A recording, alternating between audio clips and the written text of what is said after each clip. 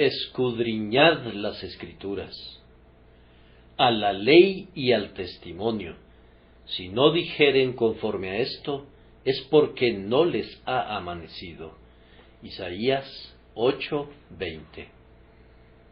Cuando los hombres no quieren aprender de Dios, cuán colosal se vuelve su locura. Si desprecian la sabiduría que es de lo alto, Dios permite que comprueben su propia ignorancia muy dolorosamente. Cuando el hombre no quiere postrarse delante del Dios Altísimo, inmediatamente se construye un ídolo, hace una imagen de madera o de piedra y se degrada postrándose delante de la obra de sus propias manos. Cuando los hombres no quieren recibir el testimonio de la Escritura con respecto a la creación de Dios, enseguida comienzan a desarrollar teorías que son 1000 veces más ridículas que lo ridículo que pretenden encontrar en el texto bíblico, pues si no quieren aceptar la solución de Dios al problema, Él los deja que busquen otra a tientas, y su propia solución es tan absurda que con la sola excepción de ellos, todo el mundo tiene el suficiente sentido para reírse de lo que dicen. Y cuando los hombres abandonan el libro sagrado de la revelación, amigos míos, ¿a dónde van?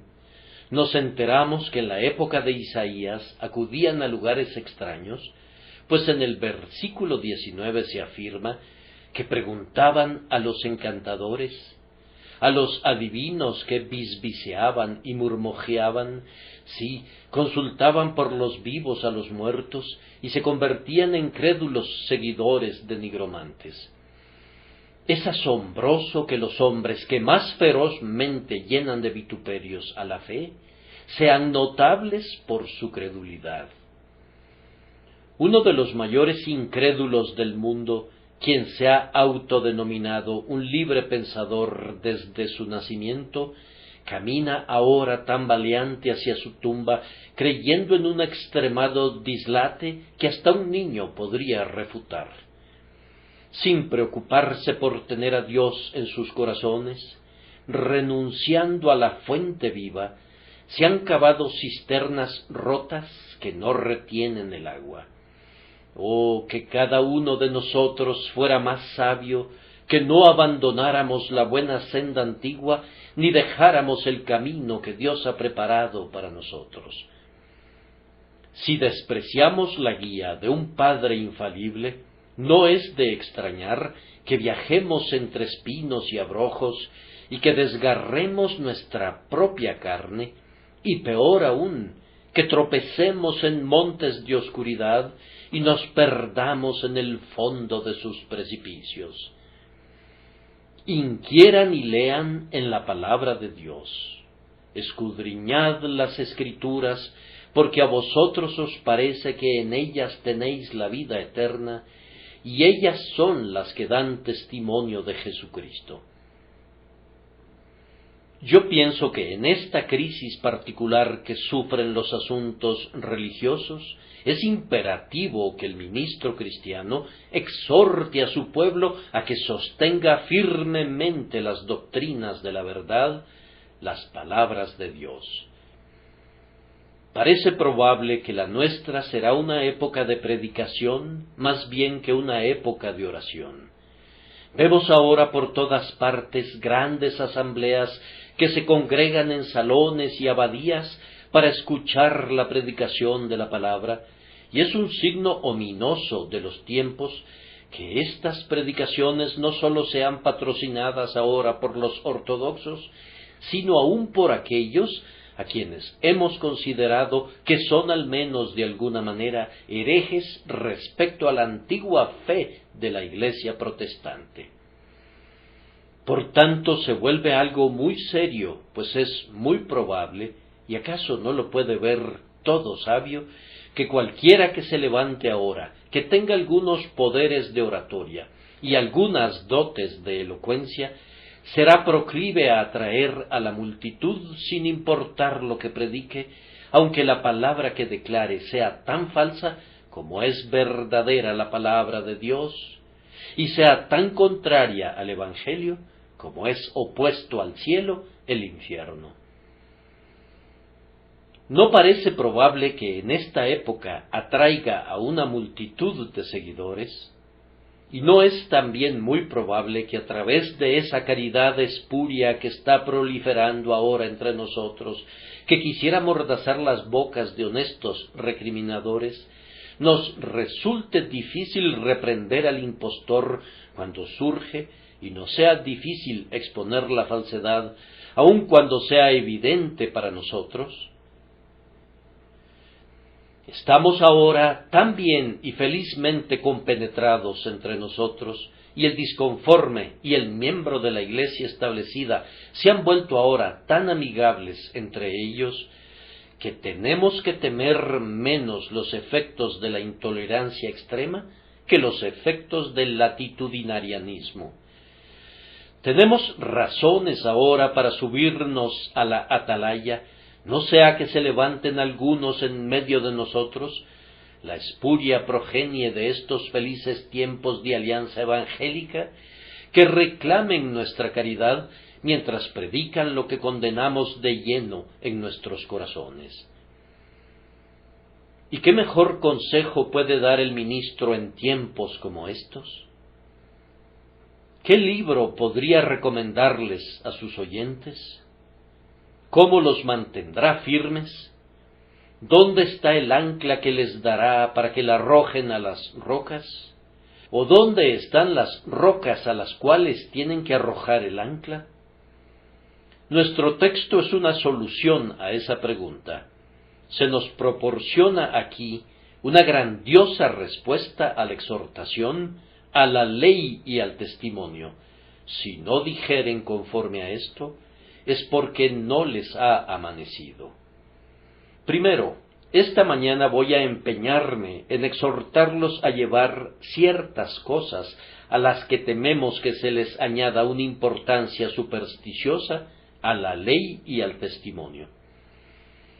En segundo lugar, voy a intentar mostrarles los buenos efectos que se presentarán si cada uno de ustedes lleva rígidamente todo lo que oye y cree a la ley y al testimonio.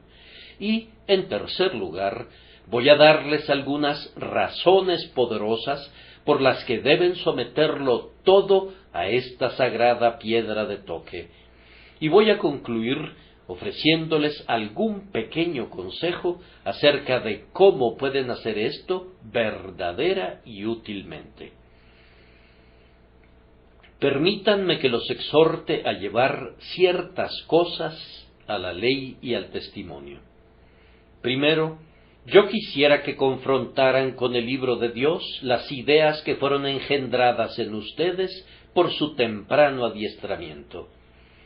La gente tiene muy enraizada la costumbre de decir: no nací en la Iglesia de Inglaterra, ¿no debería entonces continuar en ella?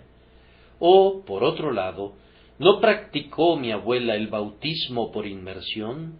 Entonces, ¿no debería continuar yo en la denominación bautista?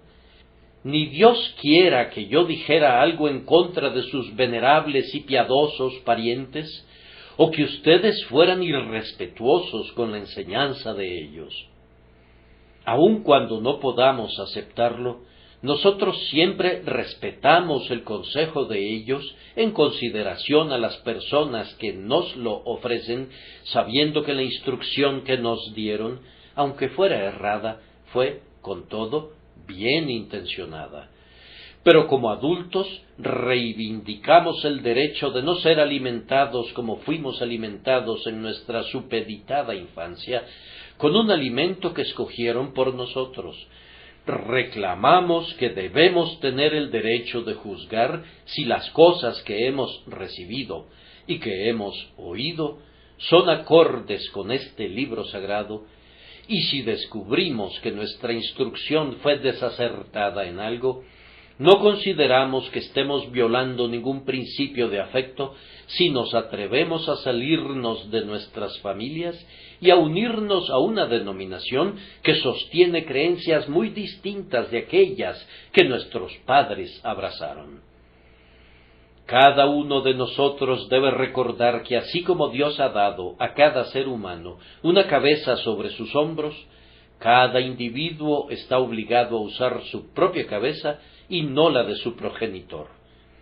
Dios le dio un criterio a tu padre, tanto mejor, él juzgó por sí mismo.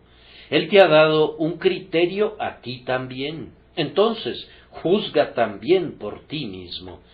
Con respecto a todo lo que recibiste en tu primera niñez, di: bien, no voy a descartar todo eso con ligereza, pues pudiera ser oro puro, pero al mismo tiempo no lo voy a conservar a ciegas, pues pudiera tratarse de dinero falsificado. Voy a estudiar con detenimiento el libro sagrado y, en la medida de lo posible, voy a empeñarme en librarme de todo prejuicio. Voy a leer la Biblia como si nunca hubiese oído a ningún predicador o nunca hubiese sido instruido por mis progenitores, y voy a esforzarme por descubrir qué dijo Dios, y voy a creer y abrazar lo que Dios dice, sea lo que sea, esperando que por su gracia haya de sentir también su poder en mi propia alma. Asimismo, recuerden evaluar a los predicadores del Evangelio según esta norma. Muchos de ustedes saben muy poco acerca de lo que es el Evangelio.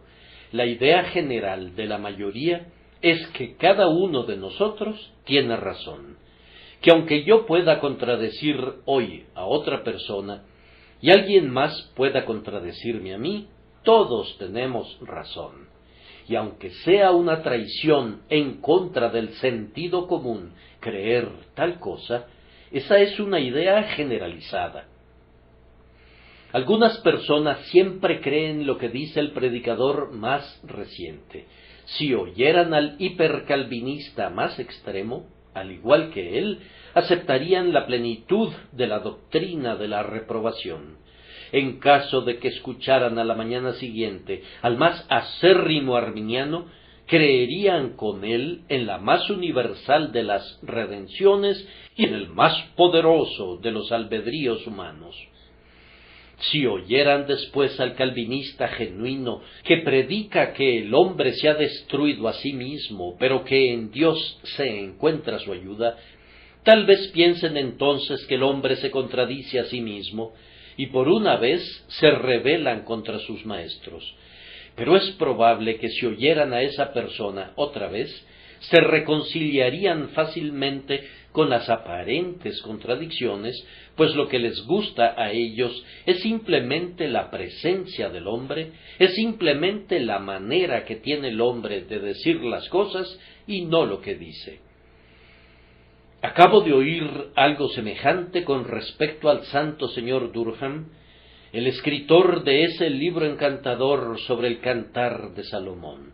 Si yo hubiera vivido en su tiempo, pienso que no hubiera querido oír jamás a ningún otro predicador. De día y de noche me habría sentado esperando recibir los dulces goteos de sus labios de miel.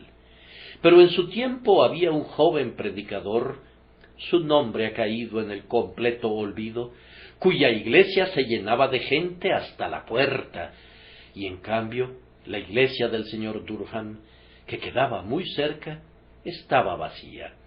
La explicación de eso es que a la mayoría de la gente no le interesa lo que se predica, sino la forma de decirlo, y si lo predicado es expresado elegantemente, si es expresado bellamente, y si es expresado enérgicamente, eso le basta a la gente, aunque sea una mentira. Pero si se dice la verdad, no la reciben a menos que vaya acompañada de algunas dotes de oratoria y de elegancia. Ahora bien, al cristiano que ha superado su infancia no le importa cómo se expresa el predicador. Para él lo importante es lo que dice. Lo único que se pregunta es, ¿dijo la verdad? Se queda únicamente con el grano. Para él la paja no significa nada y el tamo menos. A él no le importan los arreglos de la fiesta ni la elaboración de los platillos. A él solo le importa lo que constituye alimento sólido para él mismo. Ahora, mis queridos amigos, cuando subo a este púlpito, yo reclamo el derecho de ser oído, pero no reclamo el derecho de que se me crea, a menos que las palabras que digo sean acordes con el libro sagrado. Yo deseo que me traten como quisiera que trataran a cualquier otra persona, que nos lleven a cada uno a la ley y al testimonio.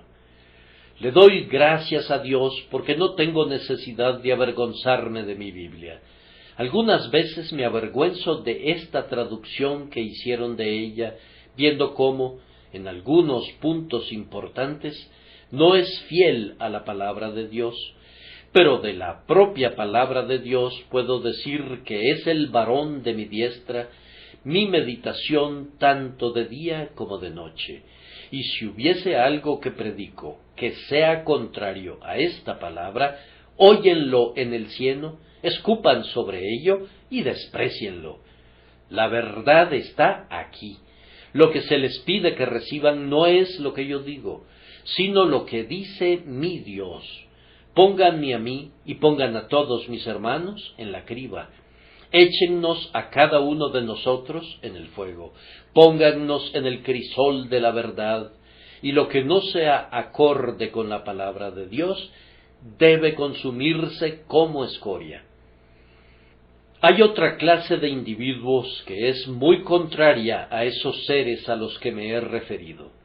Estos varones son sus propios predicadores. No le creen a nadie sino a ellos mismos, y sin que lo sepan, tienen múltiples razones para odiar al Papa, porque entre colegas siempre hay disensión, ya que ellos mismos son papas. Estas personas, cuando oyen que se predica una verdad, no la juzgan por la Biblia, sino por lo que creen que debería ser la verdad. Por ejemplo, he oído decir a alguien, después de haber oído la doctrina de la elección, o la doctrina de la redención particular, bien, esa doctrina no me agrada, no me gusta. Y luego comienza a blandir una objeción que ha fraguado en su propio yunque, pero sin intentar jamás citar algún texto de la Escritura para refutar a la doctrina.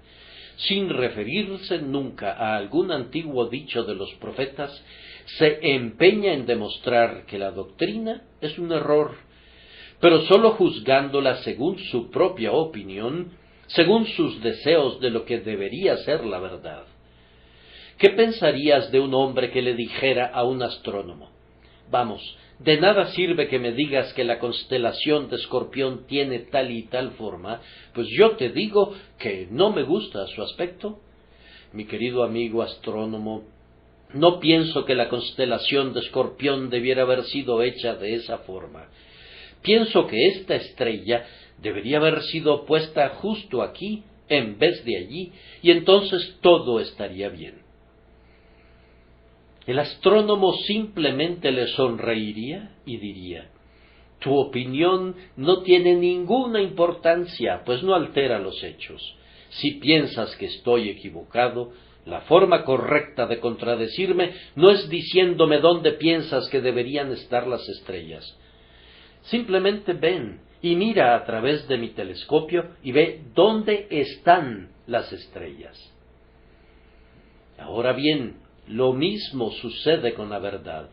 La gente dice: a mí no me gusta una verdad de ese tipo.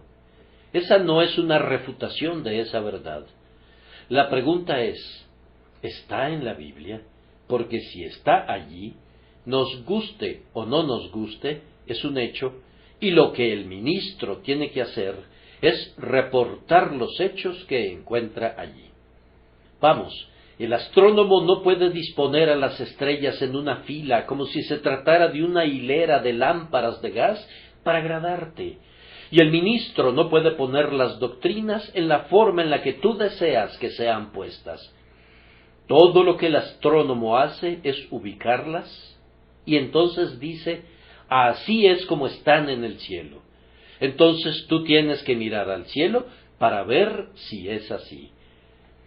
Todo lo que yo tengo que hacer es decirles lo que encuentro en la Biblia. Si no les gusta, recuerden que esa no es una refutación, y no me importa que les guste o no les guste. Lo único que cuenta es, ¿está en la Biblia?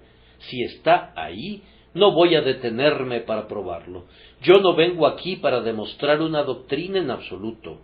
Si está en la Biblia, es verdad. Ahí está. Yo la divulgo. Si la rechazas, lo haces para tu propia condenación, pues tú mismo crees que la Biblia es veraz, y yo te demuestro que está allí, y por tanto, tiene que ser verdad. ¿Debería ser acorde con tu mente? ¿Quisieras que la Biblia se adaptara a los designios de tu propio corazón? Si lo hiciera, sería algo sin valor. ¿Desearías tener un evangelio acorde con tus deseos? Entonces, para algunos de ustedes sería un evangelio que permitiría la lascivia. ¿Desearías tener una revelación diseñada para complacerte en tus lascivias y para que te entregues a tu orgullo? Si es así, has de saber que Dios no condescenderá jamás a alimentar tu altivez o tu desenfreno. La Biblia es un libro semejante a Dios. Él exige tu fe en ese libro, y aunque dieras coces contra él, es una piedra que no puede ser quebrada jamás, pero advierte que tú puedes ser despedazado sobre ella, sí, y puede caerte encima y aplastarte hasta convertirte en polvo. Entonces te suplico que cotejes tus propios pensamientos y tus propios sentimientos con la piedra de toque de la verdad, pues si no dijeren conforme a esto, es porque no les ha amanecido. Y hagan exactamente lo mismo con todos los libros que lean. Esta es una época de escribir libros y de imprimirlos. En estos tiempos, debido a la literatura periódica y a los libros que descansan en nuestros anaqueles, nuestras Biblias no son muy leídas. Voy a relatarles una historia veraz, tal como me fue contada ayer. Érase una vez un joven que ahora estudia para el ministerio, que era tan extraordinariamente ignorante de su propia Biblia, que cuando oyó a un joven ministro mencionar la historia de cuando Nabucodonosor fue echado de entre los hombres, hasta que su pelo creció como plumas de águila y sus uñas como las de las aves, al concluir el sermón, le dijo al ministro: bien, lo que le dijo a la gente fue una historia muy rara, ciertamente. ¿Dónde pescó esa historia? Vamos, le respondió el ministro, ¿no has leído nunca tu Biblia? La puedes encontrar en el libro de Daniel. El joven había leído muchísimas otras cosas, pero nunca había leído toda la Biblia, y, sin embargo, iba a ser un maestro de ella. Ahora bien, me temo que esa misma ignorancia es muy prevaleciente en muchas personas. No saben lo que contiene la Biblia. ¿Podrían decirte lo que está en el semanario del feligrés, o en el semanario del cristiano, o en la revista del congregante, o en la revista wesleyana, o en la revista bautista, o en la revista evangélica, y en todas esas publicaciones? Pero hay una antigua revista, una revista de armas, una revista de riquezas que olvidan leer. Ese es el libro anticuado llamado la Biblia. Ah, dijo alguien que estaba a punto de morir, que había sido un gran experto en los clásicos. Qué bueno hubiera sido que hubiera pasado tanto tiempo leyendo mi Biblia como el que invertí leyendo a Livio. Qué bueno hubiera sido ser tan riguroso en mis reseñas sobre la Santa Escritura como lo fui en las reseñas sobre Horacio. Oh, que fuéramos sabios para asignarle a la Biblia la mayor parte de nuestro tiempo y para continuar leyéndola siempre, tanto de día como de noche, para que fuéramos como árboles plantados junto a corrientes de agua, que dan su fruto en su tiempo. Como ministros del Evangelio, debemos recordar lo que bellamente dijo McCheyne. Pueden estar seguros, dijo, de que es la palabra de Dios, y no el comentario del hombre sobre la palabra de Dios, lo que salva a las almas. Y yo he observado que si alguna vez llegamos a presenciar una conversión, en el 99% de los casos, la conversión es más bien atribuible al texto del sermón o a alguna escritura citada en el sermón que a cualquier comentario del predicador, ya fuera trillado u original. La palabra del Señor es la que rompe los grilletes y libera a los prisioneros. Es la palabra de Dios la que salva instrumentalmente a las almas, y por tanto tenemos que cotejarlo todo con la piedra de toque, a la ley y al testimonio. Si no dijeren conforme a esto, es porque no les ha amanecido. Paso ahora a mi segundo punto. Hermanos, permítanme mostrarles algunos de los buenos efectos que habrán de obtenerse de un estudio detallado y cuidadoso de la ley y del testimonio de Dios. Primero, recuerden que a menos que estudien la palabra de Dios, no serán competentes para detectar el error.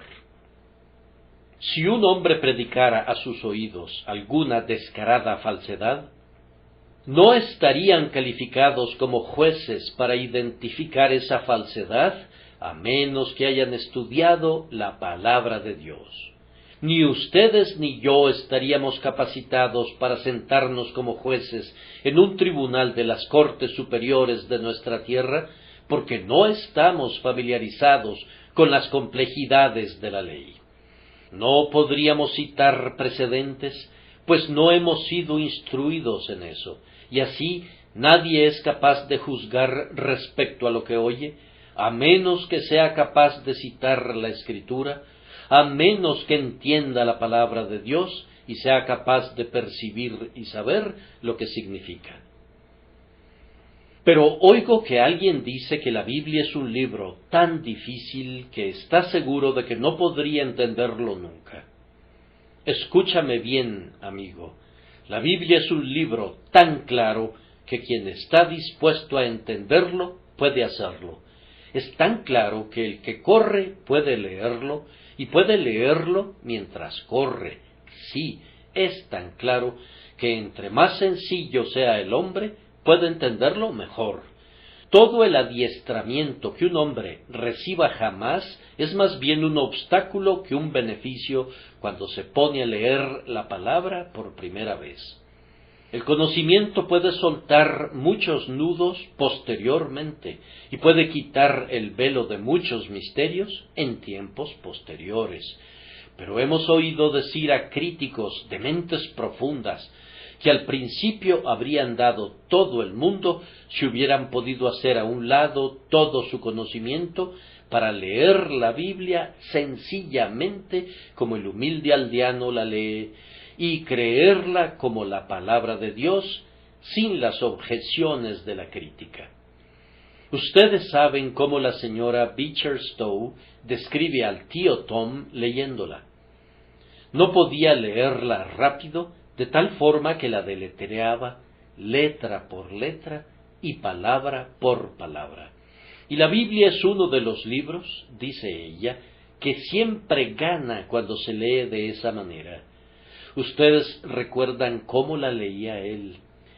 Que vuestro corazón no se... Y luego se detuvo ante una palabra compleja y por fin la farfulló y era turbe. Creéis en Dios, creed también en mí. Pues bien, la Biblia se torna más dulce cuando uno se detiene un largo tiempo al leerla. Y lejos de que tu falta de instrucción te descalifique para tu entendimiento de la Biblia, te ayuda, pues la mayor parte de ella es más entendible desde la sencillez de tu corazón. Vengan ustedes y escudriñen las Escrituras. No son las misteriosas fábulas o los eruditos volúmenes de difíciles palabras que dicen algunas personas. Este no es ningún libro críptico, como nos diría el sacerdote. Es un volumen que el niño que asiste a la escuela dominical puede entender si el Espíritu de Dios descansa en su corazón. Es un libro que un obrero de manos callosas puede comprender tan bien como el teólogo ilustrado, y muchos de ellos se han vuelto sumamente sabios en él. Repito, lean sus Biblias para que sean capacitados para detectar el error. Pero, además, a mí no me cae bien el hombre que siempre está buscando el error. Pueden estar seguros de que ese tipo de hombres tienen algún error en su propio corazón. Dicen, ladrón que encuentra al ladrón, y es muy probable que haya algún amor al error en su corazón, pues de lo contrario no estarían tan dispuestos a sospechar de él en otras personas. Pero permítanme darles otra razón. Escudriñen sus Biblias, pues entonces, cuando se vean involucrados en alguna disputa, serán capaces de hablar muy confiadamente. No hay nada que dé al hombre tanto poder entre sus semejantes como la confianza. Cuando me contradicen en la conversación con respecto a cualquier convicción que yo exponga, si tengo la Escritura al alcance de mi mano, entonces me río de mi oponente, y aunque él sea muy sabio y haya leído 10 veces más libros de los que yo haya simplemente visto, yo sencillamente le sonrío si puedo citar la Escritura. Entonces estoy confiado, estoy seguro y tengo certeza respecto al asunto, pues Jehová ha dicho así. Es un argumento que nadie puede refutar. Cuando un hombre tiene que hablar de una manera desconfiada, luce como un tonto.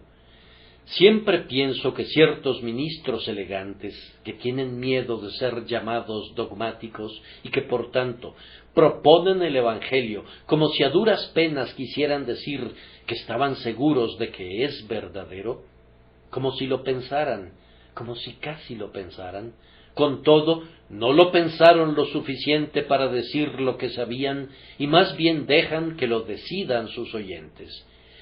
Siempre pienso que al hacerlo demuestran la pequeñez de sus mentes. Dudar pudiera ser algo grande, pero es algo grande no hablar mientras estás dudando y no abrir tu boca hasta que creas, y entonces, cuando abres tu boca para decir algo que sabes que es cierto, te adhieres a ello no como una opinión, sino como un hecho incontrovertible. Nadie hará mucho en medio de sus semejantes hasta que pueda decir confiadamente lo que sabe que ha sido revelado.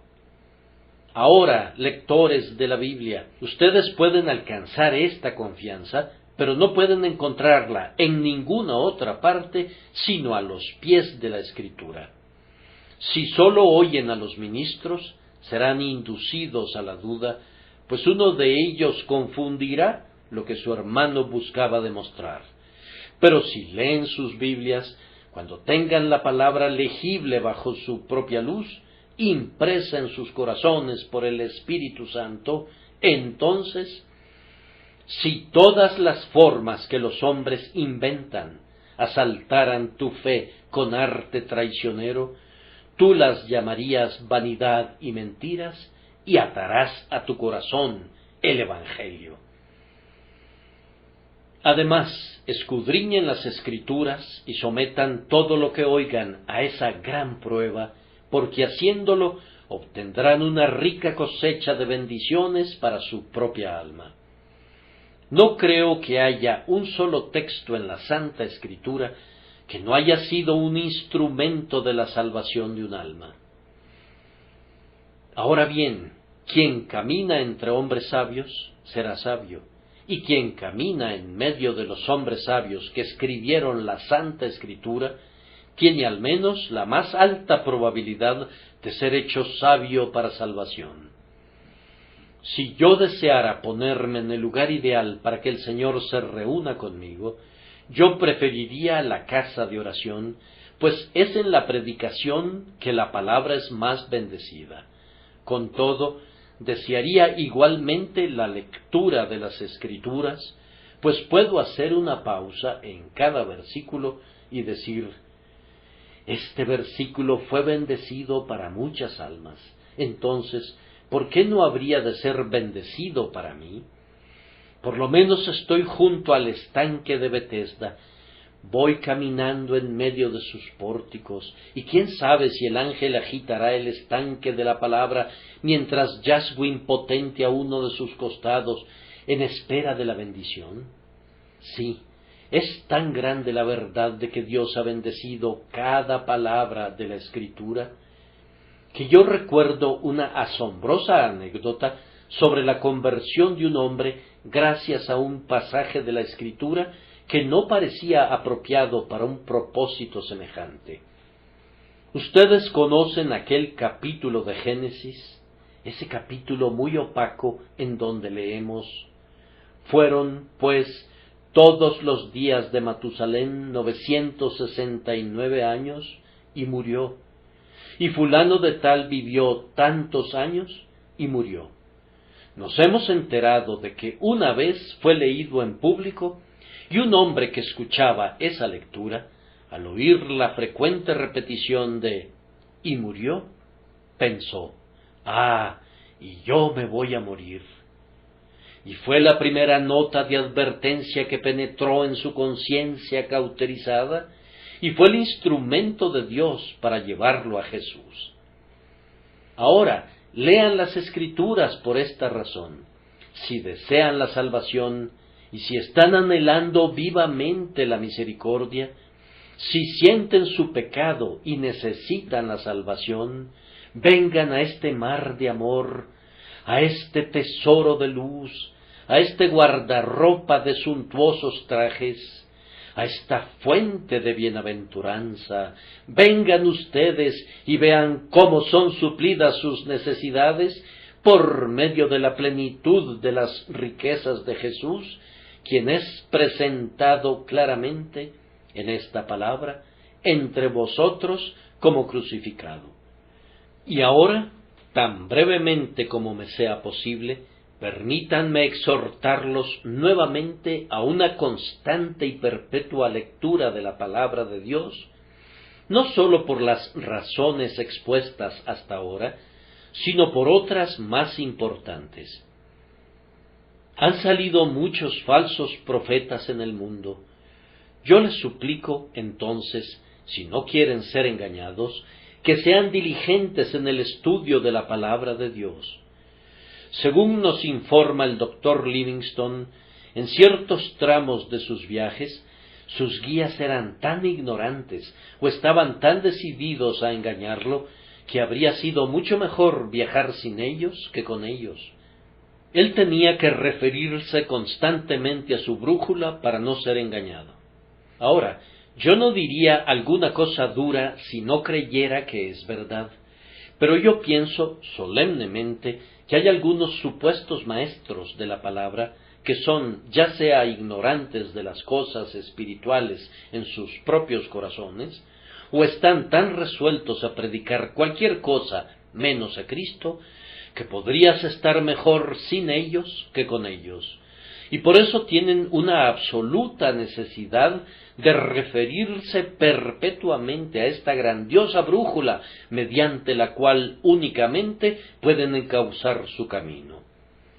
Yo desprecio una caridad que después de todo no es caridad. Tengo que decirles lo que creo. Algunos quisieran que yo dijera desde aquí: todos los que son eminentes predicadores son ciertamente predicadores fidedignos. Ahora bien, yo no puedo afirmar eso.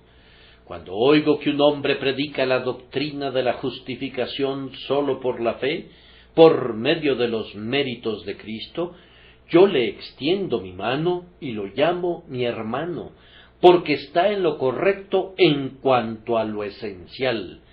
Pero al hacer esto, estoy muy lejos de aprobar muchas de sus otras convicciones.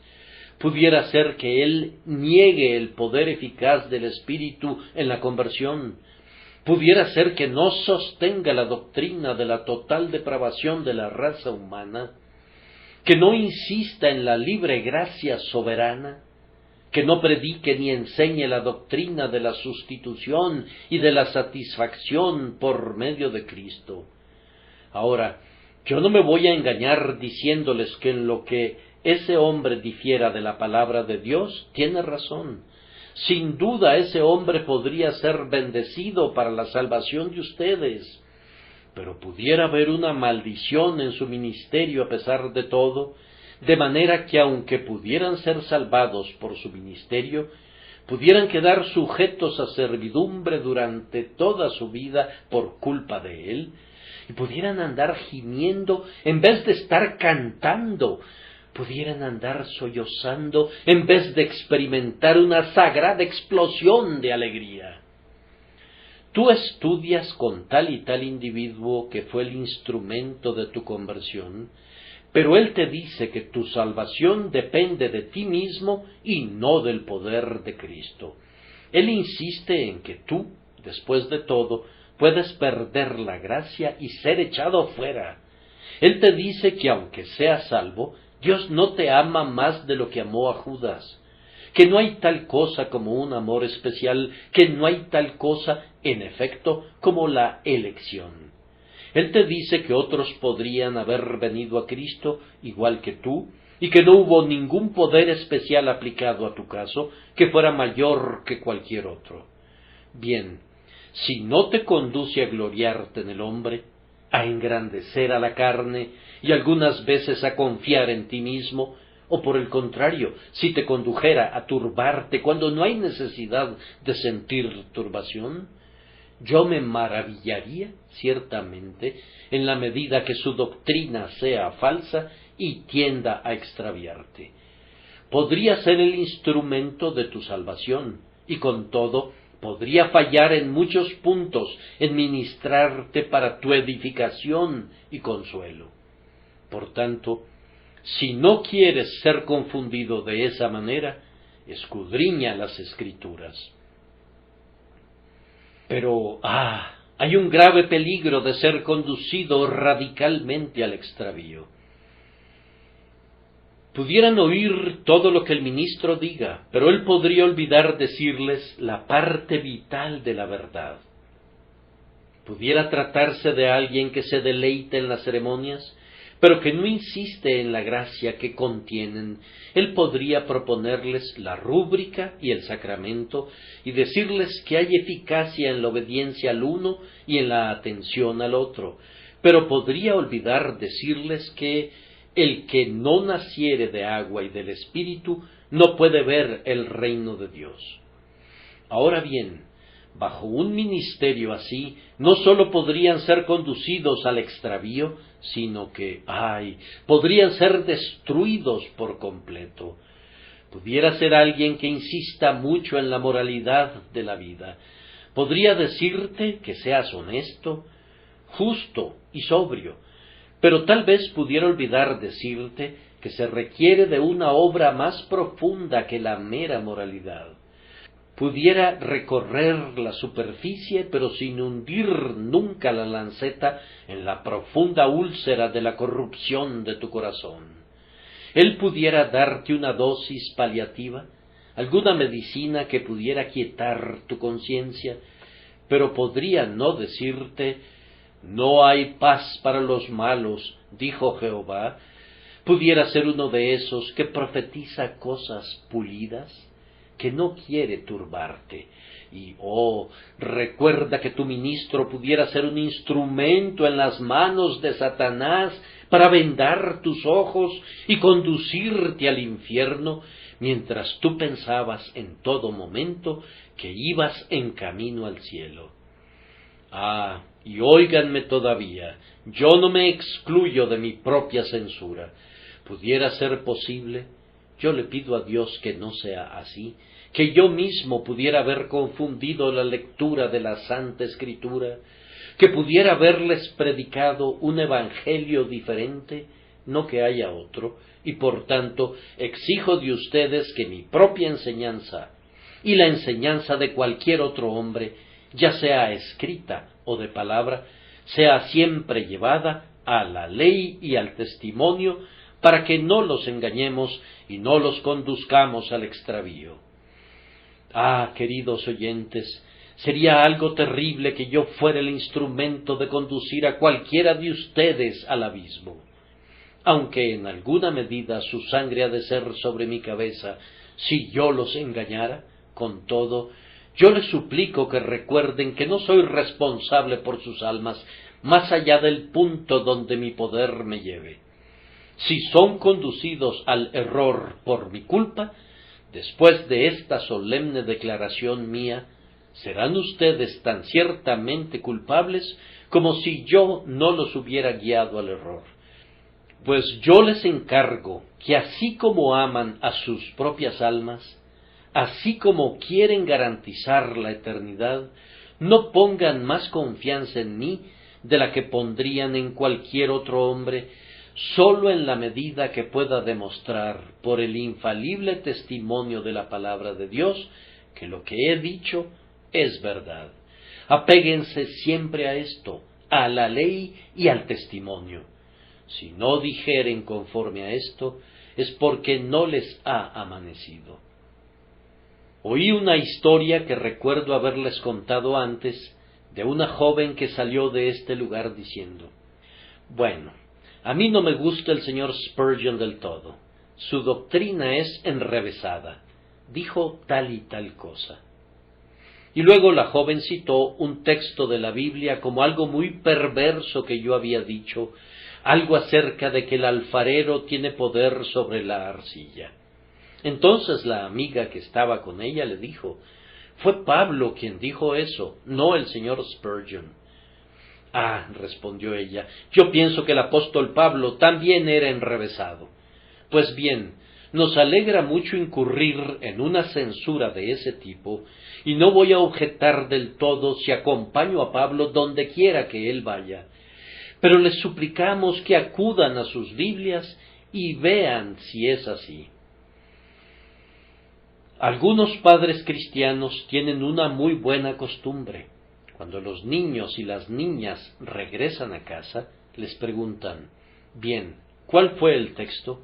Y entonces el padre quiere que repitan lo que el ministro les dijo, y aún el más pequeñito sabe algo, y dice una cosa u otra que el ministro mencionó desde el púlpito. Entonces el padre busca en su Biblia para ver si esas cosas son así. Luego procura explicarles las cosas difíciles, de manera que se vuelven como esas nobles personas de Berea, que eran más nobles que los que estaban en Tesalónica, porque escudriñaban las Escrituras para ver si estas cosas eran así. Y ahora voy a mencionar simplemente una o dos peculiaridades en lo que siempre les he predicado a ustedes, peculiaridades que yo quisiera que investigaran ansiosamente. Pues bien, no acepten de mí nada de segunda mano, antes bien cotejen todo con la palabra escrita. Yo creo y enseño que todos los hombres por naturaleza están perdidos por la caída de Adán. Vean si eso es cierto o no. Yo sostengo que los hombres se han descarriado tanto que nadie quiere ni puede venir a Cristo a menos que el Padre lo traiga. Si estoy mal, descúbranme. Yo creo que antes de todos los mundos, Dios escogió para sí a los miembros de un pueblo que nadie puede contar, por quienes el Salvador murió, a quienes les es dado el Espíritu Santo y quienes serán infaliblemente salvos. Pudiera ser que no les guste esa doctrina, no me importa. Vean si está en la Biblia, vean si declara que somos elegidos según la presciencia de Dios Padre, y así sucesivamente. Yo creo que cada hijo elegido de Dios tiene que ser sacado muy ciertamente de las ruinas de la caída por la gracia que convierte, y que muy seguramente será guardado por el poder de Dios mediante la fe para alcanzar la salvación más allá del peligro de perderse para siempre. Si estoy mal en eso, saquen sus Biblias y refútenme en sus propias casas. Yo sostengo que es un hecho que todo hombre que es convertido llevará una vida santa y con todo, al mismo tiempo, no pondrá ninguna dependencia en su vida santa, sino que confiará únicamente en la sangre y en la justicia de Jesucristo. Y yo sostengo que todo hombre que cree tiene el deber de ser sumergido en el bautismo. Yo sostengo que el bautismo infantil es una mentira y una herejía, pero yo reclamo respecto a esa grandiosa ordenanza de Dios, el bautismo de los creyentes, que pase por el examen de la Escritura. Yo sostengo que nadie, sino sólo los creyentes, deben ser bautizados por inmersión, y que todos los creyentes tienen el deber de ser sumergidos. Si estoy mal, no se hable más, no me crean, pero si tengo razón, obedezcan a la palabra con reverencia. Yo no tolero el error incluso en puntos que algunos individuos consideran nimios, pues un grano de verdad es un diamante y un grano de error pudiera tener serias consecuencias para nosotros, para nuestro perjuicio y aflicción. Yo sostengo, entonces, que sólo los creyentes tienen derecho a participar en la cena del Señor, que es indebido dar la cena del Señor indiscriminadamente a todos, y que sólo los cristianos tienen un derecho ya sea a las doctrinas, a los beneficios o a las ordenanzas de la casa de Dios. Si estas cosas no son así, condénenme como quieran.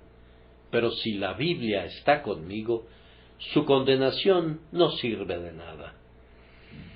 Y ahora exhorto a los presentes a que lean sus Biblias por una cosa. Lean sus Biblias para saber lo que dice la Biblia respecto a ustedes. Y cuando pasen las páginas, algunos de ustedes encontrarán que la Biblia dice: porque en hiel de amargura y en prisión de maldad veo que estás. Si eso les asusta, pasen a otra página y lean este versículo: venid a mí todos los que estáis trabajados y cargados, y yo os haré descansar. Y cuando hayan leído eso, vayan a otra página y lean: justificados pues por la fe, tenemos paz para con Dios por medio de nuestro Señor Jesucristo. Les ruego que no se aparten de sus Biblias hasta que el polvo de ellas los condene, más bien sáquenlas, pónganse de rodillas, pidan el espíritu de la divina enseñanza y pasen estas páginas en una búsqueda diligente y vean si pueden encontrar allí la salvación de sus almas a través de nuestro Señor Jesucristo.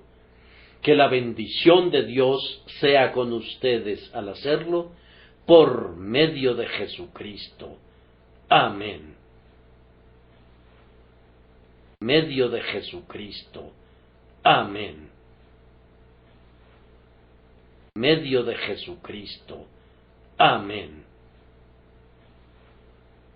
Medio de Jesucristo. Amén.